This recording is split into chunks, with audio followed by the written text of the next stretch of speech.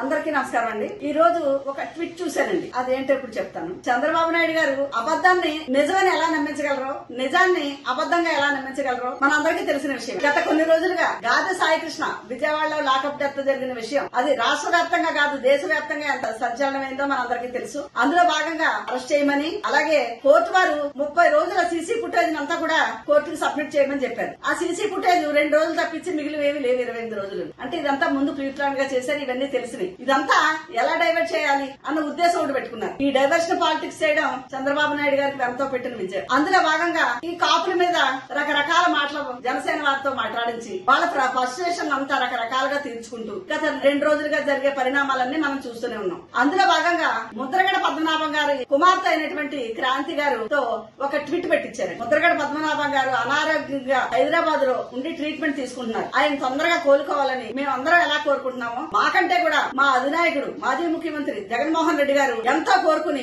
ఆయనకు ఫోన్లు చేసి యోగక్షేమాలు కనుక్కుంటూనే ఉన్నారు. మరి ఆ విషయం ముద్రగడ పద్మనాభం గారు అమ్మాయి అయినటువంటి క్రాంతి గారికి తెలుసో లేదో గాని ఆవిడ ఈవేళ ఒక ట్వీట్ పెట్టారండి. ఏమనంటే, వైసీపీ పార్టీలో రౌడీలకి గంజాయి బ్యాచ్లకి ఇచ్చిన విలువ కూడా వైఎస్ జగన్ గారి కోసం తన పేరును సైతం మార్చుకున్న మా నాన్నగారికి ఇవ్వకపోవడం చాలా బాధాకరం. గత 10 రోజులుగా వెంటిలేటర్ పై ప్రాణాలతో పోరాడుతుంటే కనీసం పరామర్శ చేయడానికి జగన్ కూడా తీరిక లేదా? మీ అవసరం ఉన్నంత వరకు నాయకులకి కార్యకర్తలు వాడుకుంటారా? లేకపోతే కార్యకర్తల అభిమానులు మీకు గుర్తుంటారా? పని అయిపోయిన తర్వాత ఒకప్పుడు మీ పార్టీ కోసం అన్ని అర్పించిన మా నాన్నగారికి మీరు ఇచ్చే విలువ ఇదేనా అని ఆవిడ ఒక ట్వీట్ చేశారు. అమ్మా క్రాంతి గారు, ఇలా ట్వీట్ చేయడం మీకు ఏమనిపించిందండి? కనీసం బాధ అనిపించలేదా? జగన్మోహన్ రెడ్డి గారి గురించి విలువలు లేదు అంటున్నారు. ఒక కూతురిగా మీ బాధ్యతను విస్మరించి మీరు మీ తండ్రి గారిని ఎంతో బాధ పెట్టి కష్టపెట్టి తండ్రి అనే విలువ కూడా లేకుండా మీరు ఎన్నో విషయాలు మీరు మాట్లాడారు, ట్వీట్లు చేశారు, మాట్లాడారు. అప్పుడు మేము ఎప్పుడు కలగ చేసుకోలేదండి. ఎందుకు? మా ముద్రగడ గారు అబ్బాయి అనేసి ఆ గౌరవంతో. ఈ రోజు మీరు మాట్లాడిన తీరేంటండి?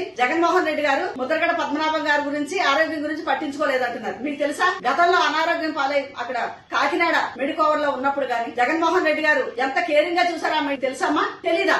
ఆ రోజు చెర్ల జగ్గిరెడ్డి గారు మాజీ శాసనసభ్యులు ఆయన వచ్చి గిరిబాబు గారి దగ్గరికి వచ్చి మాట్లాడి ముద్రగడ గారిని పరామర్శించి మాట్లాడేటప్పుడు నేను అక్కడే ఉన్నానండి. అప్పుడు మేము గిరిబాబు గారితో మాట్లాడినప్పుడు చెర్ల జగ్గిరెడ్డి గారు ఒకటే చెప్పారండి, జగన్మోహన్ రెడ్డి గారు అవసరమైతే ఎయిర్ లిఫ్ట్ చేయమంటున్నారు ముద్రగడ గారిని, దేనికి ఖర్చుకు వెనకాడద్దు, దేనికి వద్దు చెప్పారు అని చెప్పి ఆయనతో చెప్పారు. అలాగే వచ్చి మీడియా కూడా ఆయన మాట్లాడారండి. అప్పుడు నేను అక్కడే ఉన్నాను. ఇంతకంటే కేర్ ఎవరు తీసుకుంటారండి? అప్పుడు మీరు ఏమన్నా దాని గురించి చూసారా? కూతురుగా వచ్చి మీరు పరామర్శించగలిగారా? పరామర్శించే ధైర్యం ఉందా మీకు? సరే, ఇప్పుడు నిన్న జగన్మోహన్ రెడ్డి గారు గిరిబాబు గారికి ఫోన్ చేసి మాట్లాడిన విషయం ఈవేళ పత్రికలు కూడా వచ్చింది. ఆ విషయం మీకు తెలుసా? విలువ చూపించట్లేదని మాట్లాడడానికి మీరు సరిపోరమ్మా. తండ్రిగా మీరు ఇవ్వలేదు విలువ. ఒక కాపు పెద్దగా, కాపు ఉద్యమ నాయకుడిగా ముద్రగడ గారిని ఎంతో గుండెల్లో పెట్టుకుని చూస్తారు జగన్మోహన్ రెడ్డి గారు. కాపు నాయకులందరూ కూడా వైఎస్ఆర్ సిపిలో ఉన్నవాళ్లే కాదు, ఇతర పార్టీల్లో ఉన్న వాళ్ళు కూడా ముద్రగడ గారు, పద్మనాభం గారు అంటే ఎంతో గౌరవంగా, ఎంతో గుండెల్లో పెట్టుకుని చూస్తారు. అలాంటిది కూతురు అయ్యుండి మీరు ఇలాంటి ట్విట్లమ్మా. ఆయన అక్కడ అంత కష్టకాలంలో ఉండి మీరే అంటున్నారు ప్రాణాలతో చెలగాట ఆడుతున్నారు, ప్రాణాల మీదకి వచ్చిందని ఆయన మాట్లాడినప్పుడు ఇదా?